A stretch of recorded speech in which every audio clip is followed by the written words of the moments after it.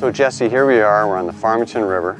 A really nice run. There's some other anglers down below us, but you're going to teach me a technique which I've been hearing about for years. It's another tool to have in the toolkit. Can you talk to me about this and what's the type of fishing we're going to be doing? Well, this European style nymphing technique has been a really popular technique as of recent, simply because it's an extremely effective way to nymph. And the reason why it's really effective is that it uses heavier flies and light tippet.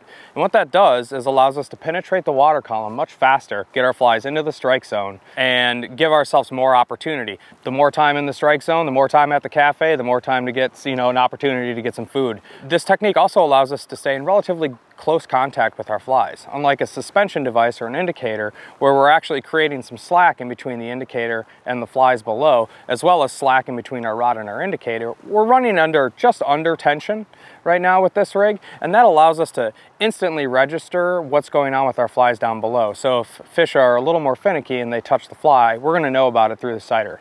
Well, I think one of the first things we talk about that's really important are the tools that we're going to be using to do this. And you just mentioned a sighter.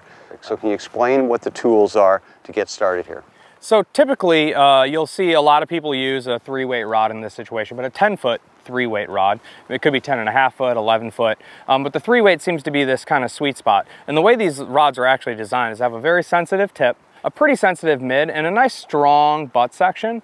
Why this tool is so great is it creates a lot of tip sensitivity, and when we're tapping along the bottom with our flies, it allows us to register what's going on underneath. And once you've kind of dialed in the technique, you'll actually feel the flies ticking on the bottom, which gives you the kind of next level of sensitivity that you don't necessarily get with a suspension device. The longer rod helps a lot with reach and kind of getting across. As you can see, it's a relatively decent sized piece of water on right here. And because we're typically fishing a little bit closer to ourselves and not throwing a suspension device out there and mending to it, we typically work a little bit closer. So the extra length of the rod does help quite a bit with, manipulating the flies over complex currents and keeping them in straight paths. So you were saying before, like typically you're going to fish out like twice the length of the rod. At most, right, like 20, yeah. So you're inside of 20 feet. 2 times the length of the rod is really the maximum. We may try to stay right under our rod tip as much as possible. That allows us to be much more in control of what's going on. The further we get away, that's a little bit less easy to control. So the closer we stay in, the higher the ability to dissect the water in much smaller portions, like gridding off the water and working small portions, versus kind of throwing something out there and hoping you're in the right spot, never really knowing exactly where your flies are. This technique, and with the leading of the flies, allows us to really stay in those small channels and really effectively cover water. The leader you're using here, I mean, it's kind of unique. You've got some colored line up here, and it's a fairly long one. You've got a tag, so you're using a 2-fly system, obviously legal here in Connecticut. What is the general rule for the leaders? Well, you can kind of break a European nymphing leader down into 2 sections, kind of your upper leader, and then your sighter, and then your lower leader. There's a million different formulas in the world on how you build your upper leader. Very simply, you can use a 9-foot 2X or a 9-foot 0X leader, and then you're going to attach about an 18 to 24 inch piece of sighter material, which is the colored monofilament that you noted. That's our kind of strike indicator, if you will. It's also really gives us a good idea of what's going on with our flies. We can follow our sighter down, and it tells us where our flies are. Below that, I have a tippet ring tied on, a 2mm stainless steel ring, and that's just for ease of rigging. It ends at the sighter material and then starts a piece of fluorocarbon tippet below it. That fluorocarbon tippet below it is all 1 diameter, and that helps a lot with helping the sink rate. Here you have 5X tippet material on, so that should sink relatively fast combined with the heavier tungsten flies you're going to put on below. As you come down the tippet material, there's a tag end where we use a double surgeon's knot to create about a smaller 4 to 6 inch tag, and then 18 to 20 inches of the remaining material so you can put 2 flies on it.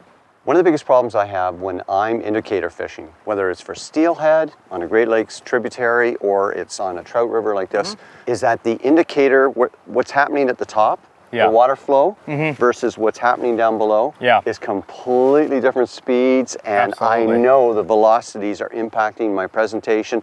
And this gives me a lot more time in the kill zone, as we call it, or the eating zone, right? Absolutely. Can you explain a little bit about that, what that velocity change does, and what the advantages of what we're doing here compared to using an indicator? Absolutely. As if we were to kind of cross-section a piece of river, looking at our top flow, kind of the middle, and all the way down to what we're calling the strike zone or the kill zone down there on the bottom, they would be moving at different velocities. The top is typically almost some of the fastest water, and as you come down just a little bit, that's basically the fastest portion of the river. So we need to make sure we get through that top portion as fast as we can, because the bottom part is considerably slower. When you know you're in the strike zone, as you're watching the bubbles move much faster than your strike indicator or your cider material, and that's already telling you that your flies are moving much slower than what's going on the surface of the water. This technique with the weighted flies and the thin tippet really helps it get down, simply because the thinner the diameter of the material, the faster that it'll sink. And certainly with that top portion of the river, we want to really get down as fast as we can through that. With a traditional leader, you have a much thicker butt section up there on the top, and that's considerably faster than the bottom. So with a traditional leader with that thick butt section, that's going to get caught up in that faster water much easier because it's a much thicker diameter material. With using one single diameter like we are today with 5X, that'll get through that much faster, not to mention it'll also be much more resilient as the current pulls on it and keeping our flies lower in the water column and much more in the strike zone.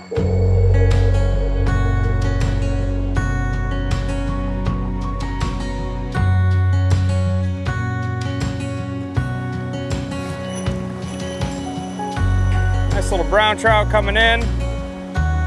Came right out of the soft spot in the middle of that fast water.